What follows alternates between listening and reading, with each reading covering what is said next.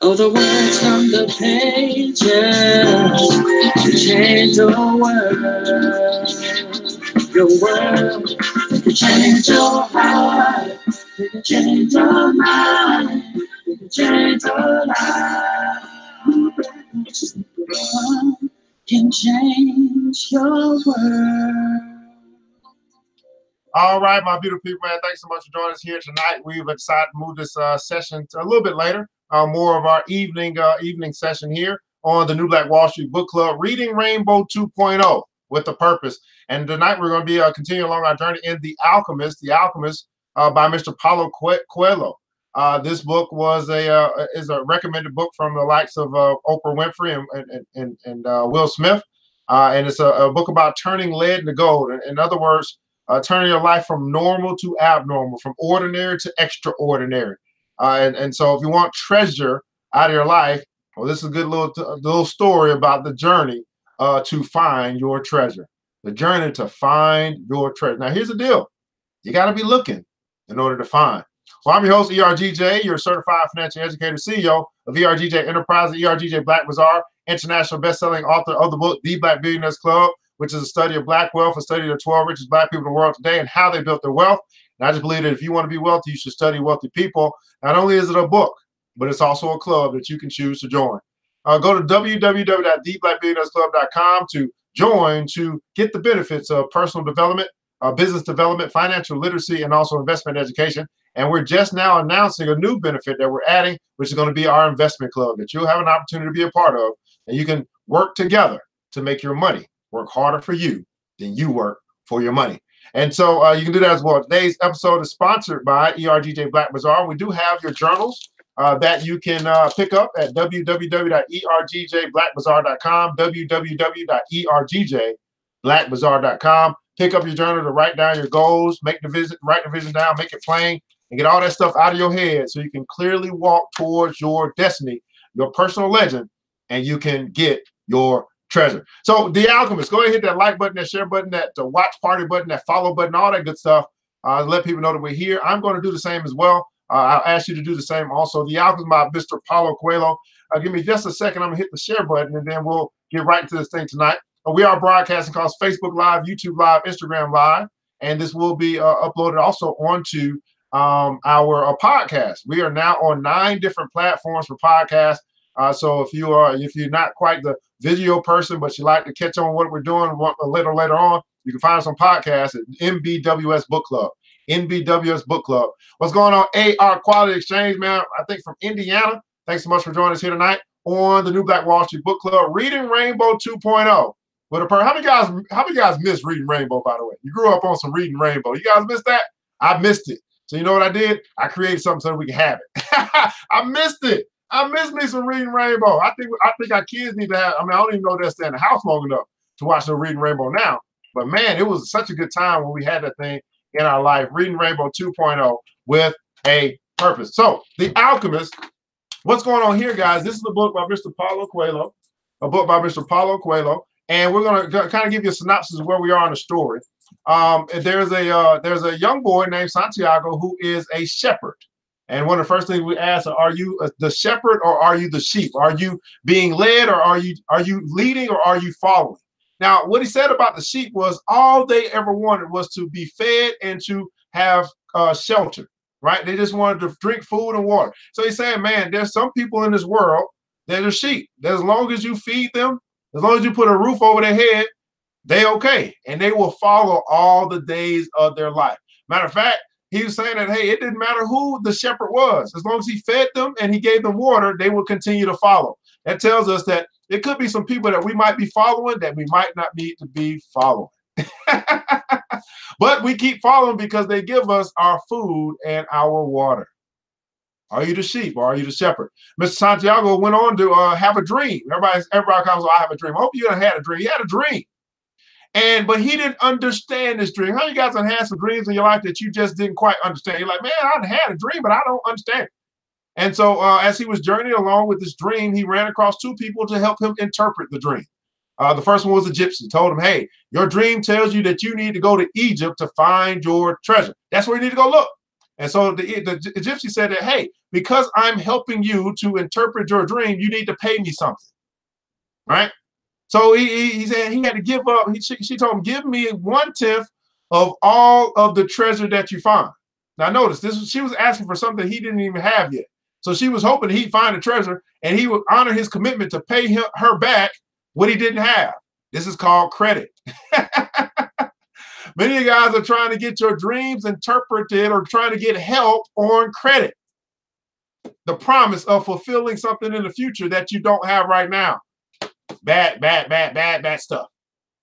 Then he met as he's going along the way, he meets a king, the king of Melchizedek, or the king of Salem, which means the king of peace. And this was the representation of God in his life. And so the king said, hey, I know that you got this dream that you can't interpret, that you need some help with. And in order for me to help you with direction, everybody put in console direction, in order for me to help you with direction, you got to pay me something. And so I said, well, here's what I'm gonna do. I'm gonna help you find your treasure, but I want you to give me 1/10 of all that you own right now, which was his sheep. So the gypsy asked for 1/10 of what he will possibly get, which is credit. But the king, the representation of God, asked him 1/10 of what he owned. How many guys would be willing to give up 1/10 of all that you own in order to get some direction in your life? Let me say it again. Be willing to give up 1/10 of all that you own to get some direction so you can find your treasure. Oh my goodness. Just how valuable is that treasure? How valuable is the pot of gold at the end of the rainbow? But see, here's what happens. Most of us are not willing to invest to get. We do it in church, but what about these other people that can help you find your treasure? Too many of us are not willing to invest in order to get. We're not willing to invest in order for us to reap the harvest. We're not willing to sow in order to reap. So he said, hey, the Santiago had a decision to make. He said, man, I don't know about that. I give up 1/10 of all that. I got to pay a tithe. I got to give an offering. So he said, man, I want to find this treasure. So he went and did that. And so he said, hey, you go and find your treasure. You need to go to Egypt. You need to find it. You're going to find it in the pyramid. So he got the same information. There's two messengers that God done sent across his path in order for him to know where he needs to go in order to find his treasure. So now he's on the way to Africa, right, to Egypt, so he can find his treasure. Everybody put also find my treasure. Again, in order for you and I to actually get our treasure, we have to be looking for it. You got to look for it. You got to look in order to find. Seek and ye shall find. Right? So he's on his way to Africa. He stops. The shepherd boy, he stops on some town in a new land, and he meets someone that's familiar to him. He meets someone that looks like him, that talks like him, has the same language, because he's in a new land, they speak a different language. So he finally found someone that speaks his language that looks like him, that's the same kind of him, and he grew akin to him. He thought that this was his friend. So he trusted him. And so his friend who spoke his language, his quote unquote friend who spoke his language, ended up robbing him, taking all his money. So he gave up a 1/10 of all he owned in order to get direction. He gets to a new town, he gets robbed, now he has nothing. How many guys been in a place where you had nothing? And now he has a decision to make. He said, man, I can look at this as as now I'm a victim of this circumstance. Or I can look at it as me being in a new land in a new place, and I'm searching for my treasure. I'm now on a treasure hunt. And I'm an adventurer. And I want to tell you that you and I, many of us, we just simply need to change our perspective about our circumstance. And we need to go from being a victim to being a treasure hunter. See, when you're a victim, you're not looking. When you're a treasure hunter, you are looking to find. You're looking to strike gold. So now he said, man, I'll change my perspective. Let me keep moving. So he's moving. And he meets a crystal merchant. He climbs up the hill, meets a crystal merchant, and he said, man, this crystal merchant, I need to help this brother. So he goes and cleans all the crystal, and because of his work, everybody put in console work, because of his work, more customers started coming into the shop, and the crystal merchant started making more money. So he brought value to the crystal merchant, And now the crystal merchant decided to employ him. Say, hey, man, you did a good job. Thanks so much. Let me go ahead and give you a job. So now he's got some income. He worked first. Then he got income. That's what many of us are doing. We're working for 40 hours and then we get a paycheck. So now he's got a job. But the problem is he's got a job under the supervision of a man who does not believe in dreams. This is a man that said that, hey, one of my dreams was to go to Mecca, but I just want my dream to remain a dream. Can you imagine you being young, listening to an adult, your boss, your supervisor, someone that you report to, whatever the case may be, your authority, and they're telling you that they live their life by not fulfilling, not going after their dreams, and now that gets passed down to you. This was a Debbie Downer in his life. He said, man, I really want to go to eat. I want to go find my treasure. But now I'm being influenced by this authority, and I might not be going to go find my treasure now. How many guys have been in a position where you go and work for somebody, now you get stuck at work? They pay you just enough to forget your dream. Uh-oh. They pay you just enough to forget your dream. They pay you just enough to stop searching for your treasure. That's what happened. That's what's happening to Santiago. But he's strong enough. He says, no, I got to keep going. Got to keep going. So eventually he leaves the crystal merchant as he gets his confidence back. And now he meets another new individual on his journey as he's an adventurer to find his treasure. And he meets an alchemist in training. And what he finds is that they're both searching for their individual treasure. So now he finds someone who he can communicate with. He finds someone who can understand him. That although he's doing something different, he's finding a different treasure. The point is they're like-minded because they're both looking for treasure. How many guys have found someone that you're connected to who's also looking for treasure? And now you say, I found a like-minded person. They're not looking for the same thing that you're looking for. It's just the premise that they are looking for treasure. How many guys are treasure hunters? You're looking for some treasure. You're looking for some treasure. You change your perspective. Say, I'm no longer a victim of circumstance. I am now an adventurer, and I am a treasure hunter, and I'm going to find my treasure. That's what Santiago is. So now he found a like-minded person. Now there's some agreement. They're both on this journey together. They head out, and they're heading to this place called El Fayum. And this is on the way. This is in the desert. The desert represents the journey. How many guys know that you're going to actually have to go through something? You're going to cross over something. It might take a little while for you to find your treasure. You might got to go through some dry places in order to find your treasure. That's where he is right now. He's in the desert, El Fayum. And they got to deal with rays. They got to deal with the dry heat. They got to take pathways and detours all across this desert in order for them to get to Egypt. And then he can begin to continue to look or to search for his treasure. That's where we're going to pick up here, I think. I mean, I might have went a little bit short, but that's where I think we were at as we get here. I'll go back just a little bit. And we'll pick up on, we're on page 90. I don't know. I know some of you guys, it's your first time here. So anyway, the boy couldn't believe what he was seeing. It was the oasis. Rather than being just a well surrounded by a few palm trees, as he had seen once in a geography book, was much larger than many towns back in Spain. There were 300 wells, 50,000 date trees, and innumerable colored tents spread among them. It looks like 1,001 nights, said the Englishman. This is the alchemist in training, impatient to meet with the alchemist. They were surrounded by children, curious to look at the animals and people that were arriving. The men of the oasis wanted to know if they had seen any fighting, and the women competed with one another for access to the cloth and precious stones brought by the merchants. The silence of the desert was a distant dream. The travelers in the caravan were talking incessantly, laughing and shouting, as if they had emerged from the spiritual world and found themselves once again in the world of people. Now, something about this desert. This is the same desert that reminds me of the journey of Jesus, 40 days, 40 nights in the desert. That tells me that along my journey, sometimes I just simply have to get away from others.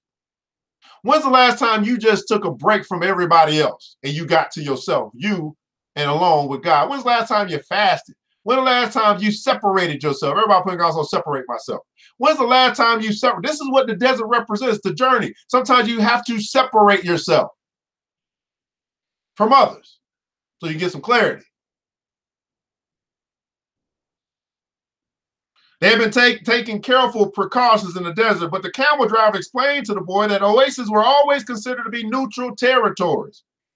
Because the majority of the inhabitants were women and children, there were oases throughout the desert, but the tribesmen fought in the desert, leaving the oases as places of refuge. This is a place of safety. With some difficulty, the leader of the caravan brought all his people together and gave them his instructions. The group was to remain there at the oasis until the conflict between the tribes was over. Since they were visitors, they would have to share living space with those who lived there and would be given the best accommodations. This was the law of hospitality. Then he asked that everyone, including his own sentinels, hand over their weapons to the men appointed by the tribal chieftains. Now, this could be difficult to do. You got to trust somebody that you hardly know. You got to give up all your weapons because it's supposed to be a place of refuge. No war here, no fighting here. How many of you guys got a place that you go to that's your sanctuary? No war here, no fighting here. Hopefully, it's your home. Put all the weapons up. There's no war here. Now, unfortunately, for many of us, that's not at our home. There's a lot of war going on inside of our house. So maybe you found some other place that can be your place of refuge. For some, it's the church. For others, it might be the library. In the comments below, I'd like for you to tell me, what's your place of refuge? Where do you go where there's no war here? In other words, not physical war, but maybe there's some verbal war. There's no emotional war. There's no arguing going on. This is a place of refuge. What's that place for you that you can identify? And when you really need to stop warring with yourself, warring with your own thoughts, you can go to as a place of refuge, and you can say, I'm putting the weapons up because there's no war here. Place of refuge. The oasis. Those are the rules of war, the leader explained. The oasis may not shelter armies or troops. To the boy's surprise, the Englishman took out a chrome-plated revolver out of his bag and gave it to the men who were collecting the arms. Why a revolver? He asked. It helped me to trust in people, the Englishman answered. Meanwhile, the boy thought about his treasure. Now he's thinking about his treasure. He's thinking about his treasure. The closer he got to the realization of his dream, and I want to say the closer that you get, the more steps that you take, the closer that you get. Now, I want you to understand where he's coming from. Before he got here, once he got robbed, once he was with the merchant, he was thinking about going back to Spain. He was thinking about going back. He was saying, man, I'm only 200 yards or something like that away from Spain, so I could just turn back now. But when he changed his perspective, he said, no, I'm not just 200 yards away from Spain. I'm 200 yards closer to my dream. So that's a change of perspective. And again, if you change the way that you think, you'll change your life. And so many of us, some of us just simply need to change the way that we're looking at the situation and understand that we're not 200 miles away. We are 200 miles closer. We're not one step away. We're one step closer. My question to you today, did you take a step today? Did you take a step towards your dream today? One step, and it could be a million, but did you take at least one step towards your dream? At least one step towards your goal? Did you make some progress today? See, he's thinking about his treasure. He said, I'm closer to the realization of my dreams, not somebody else's dream, not mama and them dream, not what they wanted me to do, not what my friends and my sisters or my Kappa brothers or whatever wanted me to do. I'm closer to the realization of my dream. And as you think about your treasure, as you think about your goal, as you think about the things that you want to have in this world, in this life, I want you to understand that all you got to do is at least make one step a day and understand that you're closer to the realization of your dream. So the closer he got to the realization of his dream, the more difficult things became. Now, this might be a little interesting because some of us might think that as I get closer, it should get easier. No. As you get closer, it gets a little bit more difficult because you're almost ready to what? You're almost ready to break through. Everybody put in the console, break through. You're almost ready to break through. You're almost ready to break out of the cocoon. You're almost ready to break out of the egg and become a bird. You're ready to break the womb. You're ready to break the veil. You're almost ready to break through. That's why as you get closer to the dream, things might get a little bit more difficult. Not for you to quit, but for you to strengthen yourself and break through. It seems as if what the old king had called beginner's luck were no longer functioning in his pursuit of the dream. He was being constantly subjected to tests of his persistence and courage. So he could not be hasty nor impatient. This is called maturity. He started to realize, okay, wait a second here. This ain't easy. But guess what? If it was easy, everybody would be doing it. If it was easy, everybody would be going after their goals. If it was easy, everybody would be realizing their dreams. If it was easy, everybody would be building their empire. If it was easy. But because it's not easy, not everybody's going to do it. My question to you is, what are you? See, if you want your life to be easy, then you do what's hard. But if you want your life to be hard, keep doing what's easy. Got a choice to make. You want the easy life? Do what's hard. You want the hard life? Do what's easy. So he could not be hasty nor impatient. He pushed forward impulsively. He would fail to see the signs and the omens. See, this is where patience is a virtue. As you're patiently moving forward towards your goal, making progressive realization of your worthy ideal, now you're seeing signs and you're seeing omens along the way. And I like to say it like this: success leaves clues. Everybody put that in the comments below. Success leaves clues. Another way you can say it, from the good old Bible says this: all things are working together for my good. That's another way you can say it. Success leaves clues. So when you are moving patiently, that means you're open to what the universe is sharing with you. You're open to the ideas that's given to you. Then you're able to see. How many guys know some people that's moving right now, but they just can't see? They're moving, but they're blind. Matter of fact, they're moving so fast, they gloss over all of the clues, and therefore you see them going what we call in a circle, going around the mountain, in the rat race, the gerbil or the mouse on the wheel. Always, I'm telling you, when I started, I don't know if I'm old yet, but when I got a little more mature, I started developing what I call the old man swag. I don't really walk fast no more. I just kind of just strut. I just kind of strut now. I got a little strut going on. I don't really need. I still got a little swag, but I got my strut. Never in a rush. I'll get there. I'll leave in ample enough time so I can see the signs and see the omens and see the clues as I move forward. But these are signs and omens that were left by God along his path. God placed them along my path.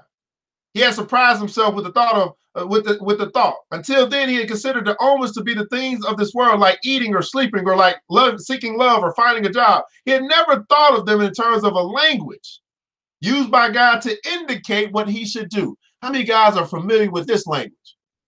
That now you move based off intuition. You move based off of an unction from the Holy Ghost. You move based off of what this spirit on the inside of you is telling you to do. You're free to listen to your spirit. How many guys have gotten to this place in life where you're free to listen to your spirit? And it's telling you, it's indicating what you should do, when you should do it, who you should talk to, who you should call, who you should stay away from, who you don't need to hang around with no more. And I think there's a certain freedom that allows you to actually be able to hear, listen, pay attention to the God of this universe that's on the inside of you. Don't be impatient, he repeated to himself. It's like a camel driver said, eat when it's time to eat. And move along when it's time to move along. I'm so glad I'm free that throughout my day, if I get tired, guess what I do? I take a nap. If I get hungry, guess what I do? I eat. I'm so glad that I'm free. And I just pray to God that anybody that I'm connected to experiences the same kind of freedom that I experience every day. Oh my goodness, I'm so glad I'm free. That first day, everyone slept from exhaustion, including the Englishman. The boy was assigned a place far from his friend in a tent with 5 other young men about his age. There were people in the desert and clamored to hear his stories about the great cities. The boy told him about his life as a shepherd and was about to tell him about the experience at the crystal shop when the Englishman came into the tent. "I've been looking for you all morning," he said. As he led the boy outside, "I need you to help me find out where the alchemist lives." Again, he's on his journey to find his legend, to find his treasure. First, they tried to find him on their own. Y'all know that didn't work. Y'all didn't know what he looked like. How y'all? First, they tried to find him on his own. An alchemist would probably live in a manner that was different. Everybody put it down, so different. An alchemist would probably live in a manner that is different. That is different. Uh-oh, there we go. An alchemist would probably live in a manner that is different. I want to stop right there for a second. I talk about this all the time, but if you want to be extraordinary, you can't live like the ordinary. If you want to be phenomenal, you can't live like the normal. If you want to be rich, you can't live like the broke. They said that he would probably live in a different manner than everybody else. What does it say? Same thing I say you'll hear me say this probably till I die. Walk away from the crowd. There should be something that people say the same thing about you. You know, Vivian, you probably live in a manner that's different from the rest of the world. Courtney, you probably live in a manner that's different from the rest of the world. Brenda, you probably live in a manner that's different than the rest of the world. What's it like for people to hear your name and know that you live different from the rest of the world? Woo! It's getting hot in here. An alchemist will probably live in a world. Now notice, the alchemist, what's the alchemist? The alchemist is an individual who has learned how to turn lead into gold. Right? Where everybody else is living with lead in their life, he's learned how to transform that lead into gold, or any stone into gold. Any stone. Now, what does that mean? It's really just talking about to take something that has some value and then to turn it into extreme value. Right? I mean, because we all have value, but to have extreme value means that we're actually using or maximizing more of our potential. This is what an alchemist, the understanding of an alchemist saying, hey, you are this individual, and I'm going to come into your life, and I'm going to help you live to the fullest. I'm going to help you get to the maximum. And because you're at the maximum, you simply just live different. You walk different. You talk different than the rest of the world. And you're okay with that. You understand it's okay to be different. It is great to be different, matter of fact. I mean, it is fantastic to be different, to stand out from the crowd. So he said an alchemist would probably live in a manner that was different from that of the rest of the people at the oasis, and it was likely that in his tent was an oven was continuously burning. They searched everywhere and found that the oasis was much larger than they could have imagined. There were hundreds of tents. We wasted almost the entire day, said the Englishman, sitting down with the boy near one of the wells. Maybe we better ask somebody. Now they're getting smart. How you gonna find somebody that you don't even know? I mean, you don't even really know. You just out there. How many guys have been in the wilderness?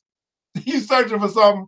I mean, you searching, you putting in the effort, you're looking, but you have absolutely no idea what you're looking for, where to look for, where to find it. And at this point in your life, you're saying, you know what? Maybe I better ask somebody. Everybody putting it down, so ask. Maybe it's time for you to ask somebody. Maybe it's time for you to get a little help to get out of debt. Maybe it's time for you to get a little help to learn how to invest. Maybe it's time that you ask somebody. I'm telling you, they were out here trying to do it by themselves. And guess what? They found that if I could do it by myself, it'd already be done. If I could find it alone, I would have found it already. They out here trying to do it by themselves. Now, this reminds me a lot of my people. We out here in the world. We in the desert, in the oasis. It don't matter. We're in a place of refuge, but we still are out here by ourselves, looking alone, having no idea where to look. We just gonna go look, and hopefully, it's like I hope I run into them. I hope I find it. Now they get smart. So now it's time for us to ask somebody because we don't waste a whole day. Now think about this. They only wasted a day, or if I wouldn't even call it a waste, but let's just say they said waste. So they only wasted a day. Don't you know some people that have been wasting years, decades? To waste a day is one thing, but to waste a week, to waste a month, to waste a year, to waste a decade, to waste a life. And all you had to do was ask somebody. I mean, a day is enough. I mean, 3 days is probably, okay, at this point in time, I got to ask somebody. But to waste a week, a month, a year, a decade, a lifetime, and all you had to do was ask somebody? Yikes. Maybe we better ask somebody. The boy suggested. Niggsman didn't want to tell others about his reasons for being at the Oasis and couldn't make up his mind. How many guys been in that position? You don't want to tell nobody else what you were trying to do. You don't want to share with nobody else your ideas. You don't want to talk to nobody about the things that were stirring on the inside of you. You kept thinking that that it's just for me, but I don't know. Something says that to whom much is freely has it been given to you, or freely shall you give. I'm telling you, sometimes you're gonna have to tell. You're gonna have to find somebody to tell so they can actually help you, and then hold you accountable to getting it. You got to find somebody to tell. I'm not saying tell the whole world. I'm not saying tell the people that absolutely have no interest in helping you to get to where you want to go. But sometimes you got, and here's another thing. Sometimes you got to trust people you don't know. The stranger. Now I know we've been taught different. No. Sometimes I found in my life I have to trust strangers. Matter of fact, strangers, even though I don't know them and they don't know me, that's kind of good. Because they don't have any bias towards what they might say. Either they're going to tell me, they're going to help me, or they're not. But see, some people that they got to do this. Well, what you going to do for me? Right? Some people that know you. What you going to do for me? Somebody, you got to find somebody to tell. This is why it's so good to be in a club, be in a group. Black Billionaires Club, that's a great place for you to consider. Find some people to tell. Find some like-minded people to tell. Share some things with so they can help you. Ask somebody. All right, so where we at? The Englishman didn't want to tell others about his reasons for being at the Oasis and couldn't make up in his mind and couldn't make up his mind. But finally, he agreed that the boy who spoke better Arabic than he should do so. The boy approached a woman who had come to the well to fill a goat skin with water. Good afternoon, ma'am. I'm trying to find out where the alchemist lives here at the Oasis. The woman said that she had never heard of such a person and hurried away. But before she fled, she advised the boy that he had better not try to converse with women who were dressed in black because they were married women. He should respect tradition. Uh-oh, everybody put it also respect tradition. So now again, this is the young boy who has got a little ambition, right? And sometimes that ambition gets him into a little trouble, but he's willing to risk, right? He's willing to take the risk, and now he's finding out more about life. Some of us need to learn how to take the risk. So so in his ambition, in his ignorance, he don't know, right? He just, hey, do what I want to do. Let me just go talk to some people. And it's like, hold on, well, I'm gonna help you out, brother, because you can't just do this around here. This is how we do things around here. Respect tradition, right?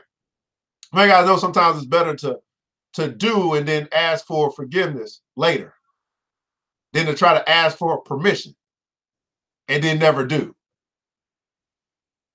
Let me say it again. I think many of us have learned this. Sometimes it's better to do and then ask for permission later than to ask, and ask for forgiveness later than to ask for permission first and then never do. Because you can blame your mistake on ignorance, which means that now you have learned. You can blame your mistake on ignorance, and then now you'll learn. Right? The Englishman was disappointed. It seemed he had made the long journey for nothing. The boy was also sad. His friend was in pursuit of his personal legend. And when someone was in such a pursuit, the entire universe made an effort to help him succeed. That's what the old king had said. He couldn't have been wrong. I've never heard of alchemists before, the boy said. Maybe no one here has either. The Englishman's eyes lit up. That's it. Maybe no one here knows what an alchemist is. Find out who it is who cures the people's illnesses. Several women dressed in black came to the well for water, but the boy would speak to none of them. Despite the Englishman's insistence, then a man approached. Do you know? So now he's respected tradition. He didn't talk to any of the women. He learned from the error of his ways. He learned from his ignorance. He took advice. Everybody put console, take advice. He took advice from the people that lived in the land. Why am I saying it this way? I'm saying it this way. As you are going or on your journey to find your treasure, let's just say your treasure is in, I don't know, whatever, let's say it's in some particular industry. Well, there are traditions in that industry that you're going to have to learn. And a lot of them you're going to learn through ignorance. But then once you learn them, then you respect them and you take advice. Okay, I shouldn't do that. Okay, I'm not doing that no more. That's how they do things around here. Right? When you join a group, you join an organization, okay, this is how they do things around here. You don't go in there trying to say, well, I'm just going to do this. This is how we're going to do stuff. No, you say, okay, this is how y'all do things. Okay, I'm going to respect tradition. And I'm going to listen and take advice. And now guess what happens? So he meets a young man. The man comes on and said, do you know someone here who cures people's illnesses? The boy asked. Allah cures our illnesses. Allah cures our illnesses, said the man, clearly frightened of the stranger. You're looking for witch doctors. He spoke some verses from the Quran and moved on. Another man appeared. He was older and was carrying a small bucket. The boy repeated his question. Why do you want to find that sort of person? The Arab asked. Because my friend here has traveled for many months in order to meet with him, the boy said. If such a man is here at the oasis, he must be the very powerful one, said the old man after thinking for a few moments. Not even the tribal chieftains are able to see him when they want to, only when he consents. Wait for the end of the war, then leave with the caravan. Don't try to enter into the life of the oasis, he said, and walked away. But the Englishman was exultant. They were on the right track. So now they're making some progress. First, they started looking for this. First, they started looking for this alchemist, which is the Englishman's personal legend, and they were doing it out of sheer looking, but having no wise counsel, right? And wise counsel their safety. So then they decide, well, that didn't work, right? How many guys have reviewed your results and realized that didn't work? And you say, okay, now I better ask somebody. I better ask somebody wiser. I better ask somebody that knows what's going on around here. If you're into investing, you need to ask somebody that knows about investing. If you're into jewelry, you need to ask somebody that knows about jewelry. If you're into whatever, you need to start asking somebody. So they got advice. They asked somebody, then they, broke a few rules or whatever. They got advice. They took that advice, and now they're starting to make progress. Everybody put accounts on progress. See, success is the progressive realization of a worthy ideal. So as long as you and I feel and understand and know that we are making progress, then we feel successful. But on those days where you lay in the bed all day, in those days where you get absolutely nothing done, do you feel successful? Probably not, because you haven't made progress towards your worthy ideal. So the key to keeping your vibrancy is to make sure that one day goes by in your life that you don't make progress towards your goal. Even one step. If I can look back at the end of the night and I say, I did this, I took a step. Everybody put in console, take a step. I took a step today. I made progress. How do I feel? I feel good. Is there more for me to do? Yes. But did I make a step? Yes. Am I closer? Yes. How does that feel? It feels good. And I look forward to making another step, or 5 steps, or 10 steps, or 15 steps tomorrow. If God grants me another day. If God grants me another opportunity to make a difference. Take a step. See, I'm telling you, once you begin to really take steps, you kill procrastination. Why? Because you start feeling good about the steps that you're taking. You start feeling good about the progress that you're making. And because it feels good, you want to do it more. Oh man, I took one step and it felt that good. I want to take 2 steps tomorrow. Oh Lord, it felt good taking them 2 steps today. I want to take 4 steps tomorrow. Oh my goodness. I realized I took 4 steps today, and at the end of my day, this is how I feel. Oh my goodness, I'm taking 16 steps tomorrow. You kill procrastination by taking steps, making progress. Whenever I talk to people and they say, and they be like, well, what's the one thing? What really is it? What is it that's keeping you from accomplishing your goals? You know what 99% of the people say? Procrastination. It is so hard to get people to change their mind about themselves so that they take a step to build confidence. Say, just take a step. Don't report back to me until you took a step. I don't care if it's today. I don't care if it's a week from now. I don't care if it's a month from now, because you got to take a step. We already have identified what step you need to take. So until you take that step, don't call me. Now, people don't really like that, but I just believe in tough love. We know what you know what you need to do. We've identified what the next step is. So until that time, let's not waste each other's time. Until you take that step, you no longer really need my services. Take the step. And now we can start talking about the next step. But until you decide that you're going to take that step, I don't know what else we need to talk about, because now we're just wasting time. Now, some people don't agree with my coaching style, but guess what? I get results. Some people just want to feel good. They don't want results. They want to feel good. They want to feel like, oh, no. That's not my coaching style. My coaching style is we're going to get results, because when we get results, guess what happens? We feel even better. So I'm telling you, when you get around people that's going to actually hold you accountable to actually doing what you say that you're going to do, your whole world turns around. Oh man, they're not going to let me get away with that. No.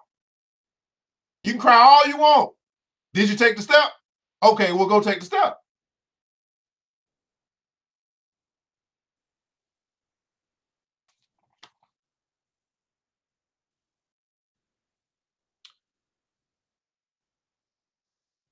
But the result, they were on the right track. Finally, a young woman approached who was not dressed in black. She had a vessel on her shoulder and her head was covered by a veil, but her face was uncovered. The boy approached her to ask about the alchemist.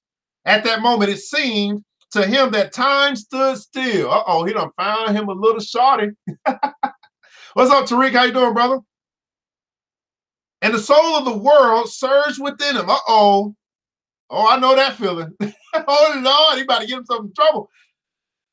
When he looked into her dark eyes and saw that her lips were poised between a laugh and silence, he learned the most important part of the language that all the world spoke, the language that everyone on earth was capable of understanding in their heart. It was love. Uh-oh. Oh, Lord. He on his way. Listen, he's on his way. He's making progress. He's taking steps towards finding his treasure. And on the way to finding his treasure, he finds love. Now, I don't know how many brothers are watching right now, but I want to say this. Many of us, we look for lust instead of finding love. I also want to say this. I've learned that as I continue to go towards my treasure, as I continue to search for my treasure, oh Lord, I start finding way more caliber of people that come into my life. I'm telling you, it's been easy for me to think about the people that I meet and the people that I connected to when I wasn't going for much of nothing at all. When I didn't have a purpose, when I didn't have a dream, when I had something I was going after, I would just settle for anything. But once I realized my purpose, once I told the world what I wanted and I started going in that direction, it started allowing me to say yes to the things I could say yes to. It started allowing me to identify the difference between lust and love. Who's really there for me and who's just trying to get something from me. Same thing for women, by the way, but I'm talking from a male perspective because I'm a male. Look at this. On his way to finding his treasure, he is now, if you remember, if you recall, when he was a shepherd, he was dreaming about meeting the young lady in Tarifa. That's who he had his eyes, his mindset on. It's probably one of the few girls or women that he meet. he had met in his lifetime, right? But now, the soul of the world, everybody put my soul on fire. How many guys have been in this position? You just doing what you do. You just going where you go. You are just taking steps towards your personal legend. You're looking for your treasure, and then you bump into somebody. And you're like, and your whole soul surges within you. Oh my goodness. Who knew this was a love story, by the way? Okay, my goodness. Something other than humanity, more ancient than the desert. Something that exerted the same force whenever two pairs of eyes met and had theirs here at the well. She smiled. And that was certainly an omen. The omen he had been awaiting, without even knowing he was, for all his life. The omen he had sought to find with his sheep and in his books, in the crystals and in the signs of the desert. It was the pure language of the world. It requires no explanation. Just as the universe needs none as it travels through endless time. What the boy felt at that moment was that he was in the presence of the only woman in his life, and that with no need for works, she recognized the same, no need for words, she recognized the same thing. He was more certain of it than anything in the world. He had been told by his parents and grandparents that he must fall in love and really know a person before becoming committed. But maybe people who felt that way had never learned the universal language, because when you know that language, it's easy to understand that someone in the world awaits you, whether it's in the middle of the desert or in some great city. There's someone in the world that awaits you. Now, I know he's talking about love in this particular instance, but I also want us to understand that there's someone in the world that's awaiting you. Your business partner is awaiting you. The help that you need is awaiting you. There's people in the world that are awaiting you. You think you're waiting on them. They are waiting on you to continue along your journey to find your treasure. And as you journey along and as you make progress, they will notice you and they'll be there because they are waiting on you. It's called a setup. God is setting you up for success. If only you will take the journey to find your treasure.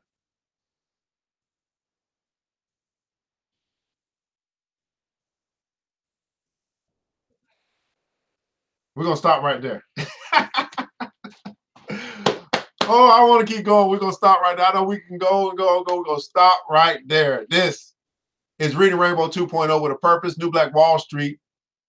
And what I'm sharing with you guys really is really what I'm really sharing with you. I'm just sharing with you something that I decided to read. When I was sick and tired of being sick and tired, when I was tired of being on that job, there was something that I had to do that was different. And as we talked about the Alchemist, and he lived in a manner that was different from everybody else, that's exactly what I did. I want you to understand that if you want to have something different in your life, then you must do something different. If you want things to change in your life, then you must change. If you want things to get better in your life, then you must get better. Now, what did I do?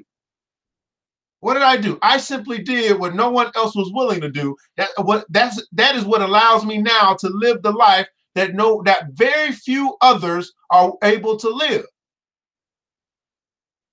So I'm sick and tired of being sick and tired on my job. I said, I got to do something. But I had to do something different. And so I just take an hour of my day. First 30 minutes of that hour, I feed myself. This is lunchtime. The other 30 minutes, I would go outside and I walk around the campus and I would read books like this. I read books like this. What did it do? It started to help me to see or to think different. It started to help me to get what we call a different perspective about where I was at and what I was doing and where I was going. Now, notice this. I was the only one walking and reading. What do you think everybody else was doing? They were doing what everybody else was doing. In the lunchroom, watching the TV, talking about the news, talking about all the stuff that's going bad in the world. Guess what I was doing? Something different. Reading is something I recommend. But guess what? Even if I tell you to go get this book, most people simply won't. A book. A book that what? It's a $10, maybe $15 investment to change the rest of your life. Most people won't do it. When did I go get this book? Anybody want to know? Anybody wonder? Anybody guess when I went and got this book? As soon as I heard about it. Will Smith said something about it. I think he said on the Tavis Smiley, he started talking about running on a treadmill. He started talking about The Alchemist. When I heard Will Smith say that, guess when I went and got it? Immediately. Guess when other people go get it? Never. Never. Does it make me different? Yes. Why? I don't know. Some people do. Some people don't. Most people won't. Name of the book is The Alchemist. The Alchemist by Mr. Paulo Coelho. The Alchemist. In the comments below, I'd like for you to share with us the thing that you took away from tonight. Reading Rainbow 2.0 with a purpose. Hopefully something is stuck inside of you. You're saying, man, I'm gonna think about that thing tonight. I'm gonna go to bed tonight. This thing gonna be on me. And I'm gonna let that seep into my subconscious. It's called sowing a seed. Hopefully I'm sowing a seed into your life tonight so that you can reap a harvest. I understand from my great mentor says this, that if you help enough other people get what they want. One thing that I know most people want success in their life. Most people want more money in their life. Most people want fulfillment in their life. So if I can help you, and I can help enough other people get some of those things that I think that they want, then I know that God is going to take care of me.